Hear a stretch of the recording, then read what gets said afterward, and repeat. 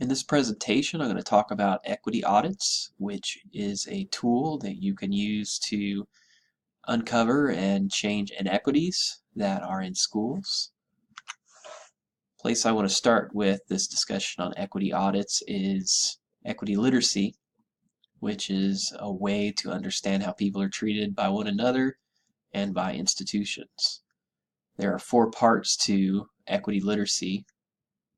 The first one's recognizing that inequity exists in the first place, and then once that recognition takes place, to respond to it and redress it and create and sustain an equitable environment. And these are all parts of a framework that was developed by Paul Gorsk. And you can see in this picture here, we have the difference between equality and equity. So equality is giving everybody the same thing, and equity is giving people what they need to give them equal access. And the third part is what happens when this redressing of inequity can happen because the obstacle, the barrier, has actually been removed. For our purposes, we'll really just talk about recognizing and responding to inequity. So we're going to hopefully have a situation where we have like this middle picture happening in our classrooms. But to have a sustainable change, you really need to aim towards the third image here, where the structures are removed that are causing inequities. I'm going to talk about 3 levels of equity audits. So these are the 3 different levels within which you can look for inequity. The first one's institutional, the second one's instructional, and the third one is on an individual basis. Larry Parker has talked about equity audits being needed because there are issues of overrepresentation of children of color in special education and differential educational progress of African American boys and girls. And these are things that we want to ameliorate so that everyone has equal access to a good education and opportunity. So the 4 areas that I'll look at in this presentation are recognizing institutional inequities here. So this is the larger institution that we want to be aware of as we start to look at our practice of teaching. And these 4 areas are special education, gifted and talented education, bilingual education, and student discipline. So we'll look at policy, and we'll look at these practices, and we will look at what does the data tell us about the performance of students. First one we'll talk about is students receiving special services. So these are students that would be called special education students. And one area of inequity that we want to recognize is that it's not uncommon, unfortunately, for there to be an overassignment of students of color and students from low-income homes to special education. And this is done partly because of bias, and it's also done because high-stakes testing systems place more pressure on educators to identify students for special education so they can be exempted from the testing provisions. And so I think that you have a lot of students of color and a lot of students that are coming from low-income homes that are placed into special education when actually there's more of a situation of them being biased against, and it's not so much of a learning disability, it's more of trying to get them out of the general education classroom because it's inconvenient to accommodate for them, at least according to these teachers that hold these views. Another inequity that we want to be aware of is that students of color and students from low-income homes, again, are not only placed disproportionately in special education programs, but they're also grossly underrepresented in gifted and talented programs. So you can see in this graph here on the side, it shows that you have the district population of people who are middle socioeconomic status, So those are folks that you might say are coming from middle-class homes. And the gifted and talented population, this black graph, is way disproportionate than the overall population. So you have middle-class students or students coming from middle-class backgrounds that it's only 27% of the school, yet 84% of the people who are put into gifted and talented programs are middle class. So that's something's out of whack there when that's happening. And then you also have people who are low socioeconomic status. 73% of the schools, or the district's population rather, is low income.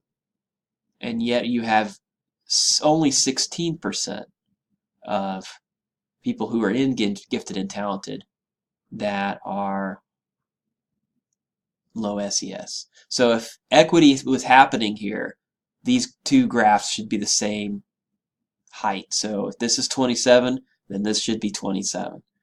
If this is 73, then this should be 73. When you have this large of a gap, that suggests something inequitably is happening in this school. And another inequity that we want to recognize is that you do have students that are coming in as English language learners. However, the bilingual programs that schools and districts sometimes have are often a place where English language learners are removed from the general ed population and placed into this sort of segregated educational program that is actually not helping them become proficient in English, and it's not helping them progress academically. But again, you're having students that teachers consider to be inconvenient to their curriculum removed for the betterment of the lives of the adults, perhaps, but the children are not really getting the kind of education they deserve because they're kind of put into this classroom where they're not getting getting equitable education. So we want to be on the lookout for that. And then a fourth inequity you need to recognize is that there are a lot of students who are routinely and consistently caught up within the discipline system and removed from classes regularly, and they are missing instruction. And disproportionately, students that are in this category are African American and Latino boys. And you could see from this graph over here, the same situation as when I was talking about gifted and talented, is that you have a percentage of the population, 12% are African American male, but you look at the number of students that are in the discipline program that are African American male, and it's very disproportionate. You have 35% here. So again, if equity was happening, you would have 12% African American males of the population, and then it should be around 12% for those in the discipline program, but it's not. It's much higher, and you could see this as well for Hispanic males. It's 5% of the total population, yet 21% of the students that are in the discipline program are Hispanic male. Conversely, when you look at white males and you look at white females, it's disproportionate in the other direction. You have 33% that are the district population, yet only 17% are in the discipline program, and with white females, the disproportion is even higher. So again, this should be equal if equity is happening, but this is showing you that inequity is happening. With Hispanic females, you could see it's a much more sort of ratio that you would hope would be happening, which would be about the same. But same thing could be said for African American females. It's about the same. So that's what we would want to see across the board if equity was happening, but that's not what we actually see in most schools.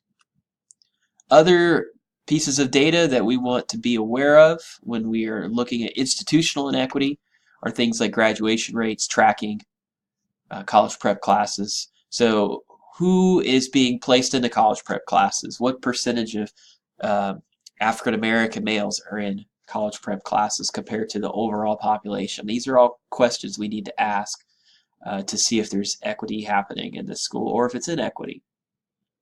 The graph I have here is just telling you some achievement standards, and so these are the folks who did not meet achievement standards, and you could see that again the percentages of students who are black is that are not meeting the standards in math, reading, and science is much higher than students who are white. That's a disproportion, and that's an indication of inequity. So we're just trying to collect this data to see what are the indicators of inequity.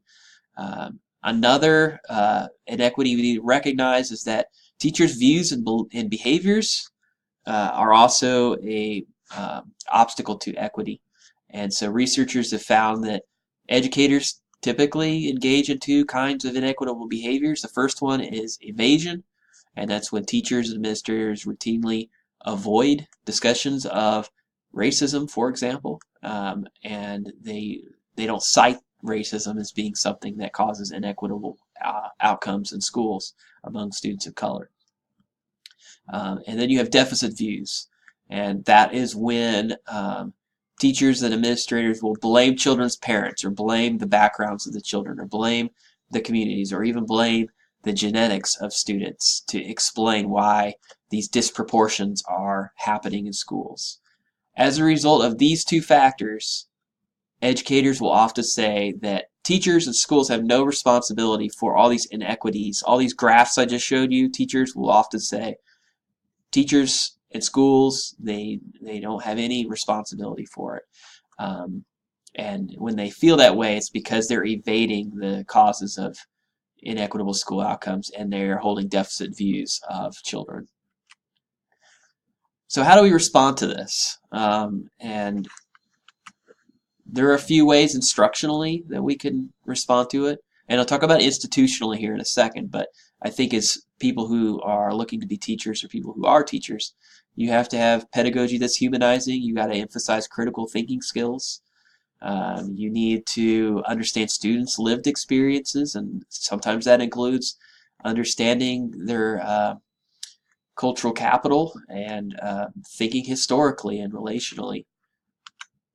Individually, you have to be able to be willing to reflect on your practice and understand your own bias and understand your own positions. And it's also can be a slow and difficult process of understanding these aspects about yourself as a teacher and as a person, because we all have biases. We all do. And so another, not to diminish this part of it any more than any of the rest of it, they're all sort of equally important, which is the authentic caring part. So you have to really authentically care about student success. And funds of knowledge is another way to respond to inequity. I won't dive too deep into this, but if you're interested in this way of connecting with students for your curriculum and connecting to the lives of students, I would encourage you to pause this and read these descriptions of how to do a funds of knowledge approach.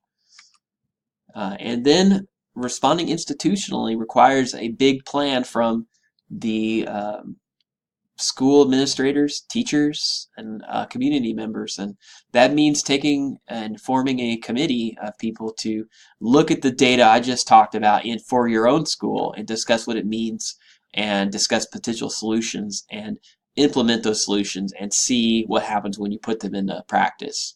And evaluate it. Is this working or is this not working? And if it's not, then what do you change? And celebrate when things are going well. And return to step 3 if you're not successful. What does this mean if it's not successful? As someone who's looking at your own teaching, you want to do the same sort of practice. You want to look at data and you want to talk about what it means to you and what are the solutions. And so for your micro-teach, what I want you to do is look at the qualitative data. So you have this video of yourself teaching. Answer these questions. Who is speaking and who is not? What is the body language of each student in your classroom? Which students are avoiding eye contact? Who seems excluded from the class? What other patterns do you notice? And do this with quantitative data. So you have these questions here. And subjective data. What was your impression of student engagement while you were teaching? And then as a next step, then you're talking about what are the 2 or 3 most pressing issues that require your attention and cite data from the vault. and also talk about strategies from the course readings.